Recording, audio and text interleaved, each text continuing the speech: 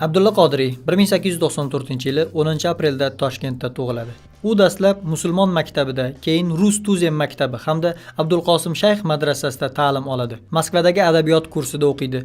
1917-yilgi oktyabr oyidagi davlat to'ntarishidan so'ng Eski shahar oziqa qo'mitasining sarkotibi, Oziq ishlari gazetasining muharriri, Kasabalar sho'rosining sarkotibi, Mushtum jurnali tashkilotchilaridan biri sifatida ijtimoiy hayotga faol aralashadi.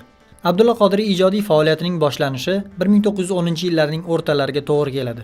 Sadoiy Turkiston gazetasining 1914-yil 1-aprel sonida Toshkent xabarlari ustunida yangi masjid va maktab sarlavhali xabar bosiladi. Oradan ko'p o'tmay uning to'y, ahvolimiz, millatimga bir qaror, fikr aylag'il kabi she'rlari, baxtsiz kuyov dramasi, juvonboz hikoyasi chop etiladi. Adib ijodining boshlanish davri namunalari bo'lgan bu asarlarda ma'rifatparvarlik kayfiyati seziladi.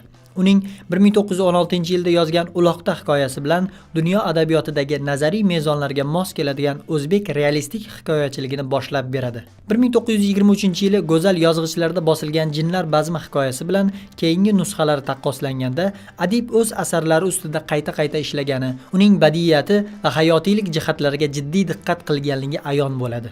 Kalvak Mahzumning xotira daftaridan, Toshpo'lat Tajang nima deydir kabi hajviy asarlari bilan adib kulgusi, xarakter kulgusi darajasiga yetdi. 1926-yilda Mushtum jurnalida Yig'indi gaplar maqolasi bosiladi. Aynan shu maqolasidagi yuqori rahbarlarga tegadigan qaltis gaplari uchun ayrim muttaham hamkasblari oqibatida adib 1926-yili 8-mart kuni qamoqqa olinadi. Sizda adolat bormi, janob? Adib o'z ijodini, o'zi yozgan fikrlarini, o'zining haqligini jasorat bilan isbot etadi va aytadiki, men to'g'rilik orqasida bosh ketsa, deydirgan yigit emasman. Qadar la'nat. O'limdan qo'rqmaydi. Abdulla Qodiriy 1917-1918-yillardan boshlab O'tgan kunlar romani uchun material yig'ishga kirishdi.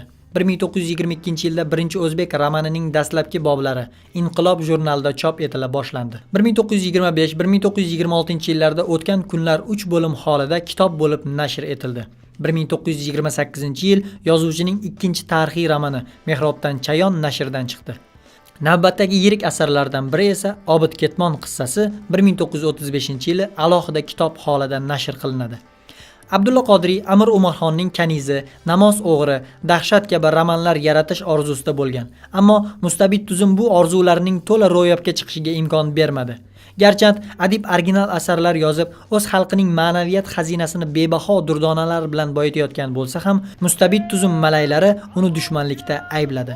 Abdulla Qodiriy manglayiga qatag'on qurbonlari silkiga tizilishdek bir qismat bitilgan ekan. 1937-yilning 31-dekabrida xalq dushmani sifatida qamoqqa olinib, 1938-yil 4-oktyabrda Toshkentda otilgan.